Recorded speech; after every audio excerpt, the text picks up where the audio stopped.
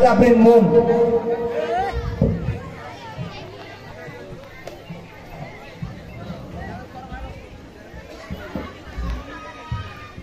বিসমিল্লাহিররহমানিররহিম। আমি মুসাম্মাদ মেহনাত আফরিন মুন, অষ্টম শ্রেণী, গিলাবাড়ি উচ্চ বিদ্যালয়ের অষ্টম শ্রেণীর একজন শিক্ষার্থী। আজ হাতের লেখা পুরস্কারের অনুষ্ঠানে উপস্থিত আছেন আমাদের গিলাবাড়ি উচ্চ বিদ্যালয়ের সম্মানিত সভাপতি, অত্র বিদ্যালয়ের প্রধান শিক্ষক ও অন্যান্য শিক্ষক বিন্দুকে জানাই আমার সালাম। আসসালামু আলাইকুম। আর আমার সামনে উপস্থিত আছেন ছোট বড় ভাই ও বোনদের জানাই আন্তরিক শুভেচ্ছা ও অভিনন্দন। 1, 2, 3 আজ হাতের লেখা অনুষ্ঠানের দিন। 4, 5, 6 হাতের লেখা নিয়ে করবে না কেউ ভয়। 7, 8, 9 আমাদের বীর মুক্তিযোদ্ধা আবুল কালাম আজাদ স্যারের হবে এবার জয়। হাতের লেখা বিষয় নিয়ে আমি কি বলবো, বলার ভাষাই হারিয়ে ফেলেছি। এমন একটি বিষয় যে আমাদের চোখ খুলে দিয়েছে। হাতের লেখা এমন একটি বিষয়, একজন শিক্ষার্থীর কাছে সেটি বাহ্যিক পরিচিতি। হাতের লেখা একটি গুরুত্বপূর্ণ ভূমিকা পালন করে।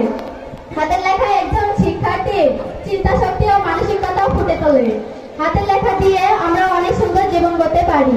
হাতের লেখা খারাপ, এজন্য অনেক শিক্ষার্থীরাই চিন্তা করে ও সমস্যার মুখোমুখি দাঁড়ায়। এই সমস্যার মুখোমুখি উপস্থিত হয়েছেন আমাদের হারুন রশিদ স্যার। তাকে আমি অসংখ্য ধন্যবাদ জানাই।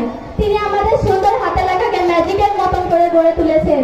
আমাদের বীর মুক্তিযোদ্ধা আবুল কালাম আজাদ স্যারও তার সাথে সহযোগিতায় অনেকেই আমাদেরকে গুরুত্বপূর্ণ ভূমিকা রেখে দিয়েছেন। আমাদের জেলায় অনেকেই এমপি ছিলেন, কিন্তু কেউ ভাবেননি যে একজন শিক্ষার্থীর পক্ষে সুন্দর হাতের লেখা গুরুত্বপূর্ণ। সেটি শুধু ভেবেছেন একজন মহান মানুষ, তিনি আমাদের বীর মুক্তিযোদ্ধা আবুল কালাম আজাদ স্যার। তিনি আমাদের নিয়ে অনেক চিন্তা করেন। তিনি শুধু শিক্ষার্থীর জন্য অনেকভাবে অর্থ ব্যয় করছেন। এটি একটি মহৎ প্রশংসনীয় কাজ। এই দুনিয়ায় কে কার কথা হবে, সবাই তো নিজেকে নিয়েই ব্যস্ত, কিন্তু শুধু ভেবেছেন আমাদের বীর মুক্তিযোদ্ধা আবুল কালাম আজাদ স্যার ও হারুন রশিদ স্যার। তিনি একজন বীর হওয়ার সাথেও অনেক ন্যায়ভাবে কাজ করে গেছেন। মোদের গর্ব মোদের আশা, আমাদের বীর মুক্তা আবুল কালাম স্যারকে জানাই গভীর ভালোবাসা। সুশিক্ষায় জীবন গড়ি, সুন্দর হাতের লেখা দিয়ে শেষ করি। এই বলে আমি আমার সংক্ষিপ্ত বক্তব্য শেষ করলাম। আবারও আপনাদের প্রতি রইল আমার সালাম। আসসালামু আলাইকুম।